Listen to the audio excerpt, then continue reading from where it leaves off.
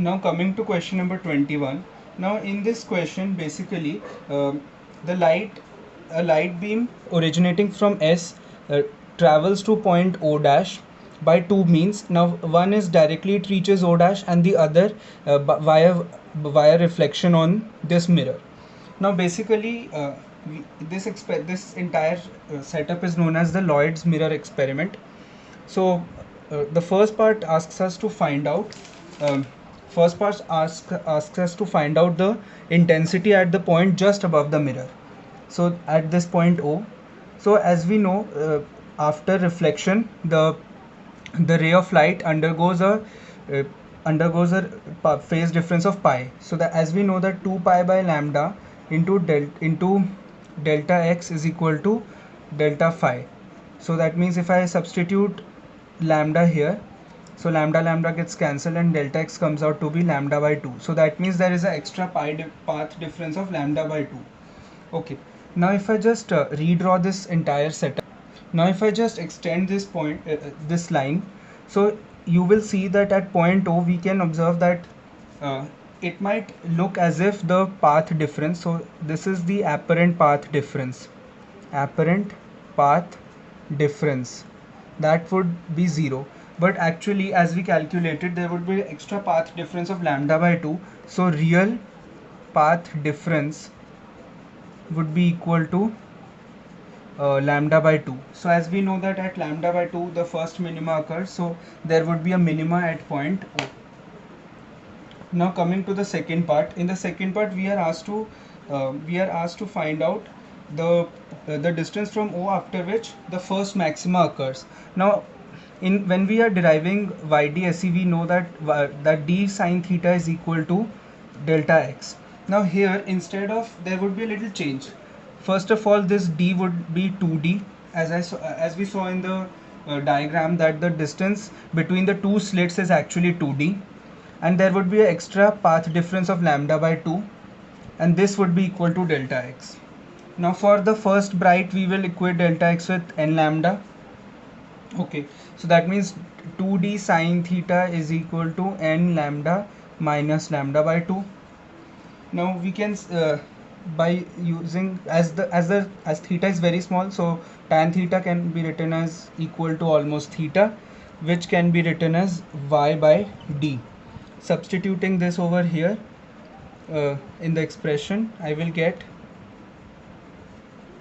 2d y by d is equal to n lambda minus lambda by 2. So y is equal to n lambda minus lambda by 2 into d by 2d. Now substituting taking n as 1 for the first maxima, we will get lambda by 4d. So this is the point from the center where the first maxima would be formed. Now coming to question number 22nd. Now in this question, again this is on Lloyd's mirror experiment only. Here we have to find out fringe width. So as we know that the formula for fringe width beta is given by lambda capital D by small d.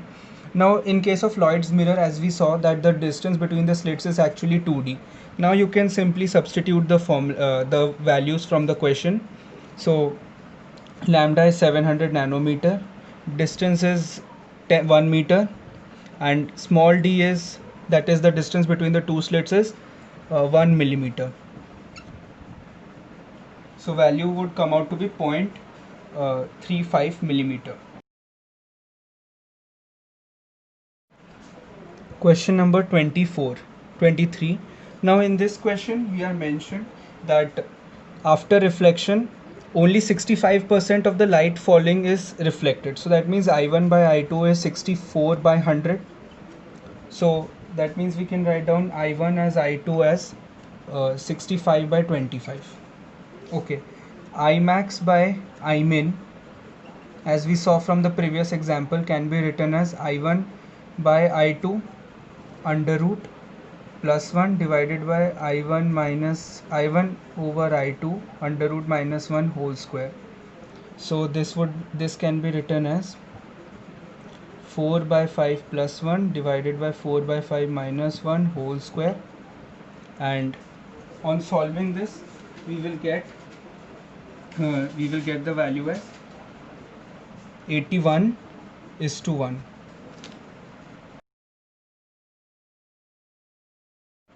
Now in this question number 24, first of all, the diagram is very important. We are asked to find out the fringe width of the pattern.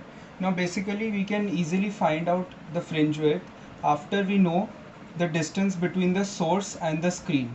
So actually, as you can see, it is very unclear that where is the source exactly. Basically, if I just draw the image, if I try to draw the mirror image, so you would find the source to be somewhere here, from which the rays are actually coming. So S1 and S2 would be here inside it. So this distance is D1. So now the total distance would be D2 plus twice of D1. Now as beta is given by the formula lambda capital D by small d. Now here there would be a small change, and instead of capital D we will write down the value as D2 plus 2D1 by small d.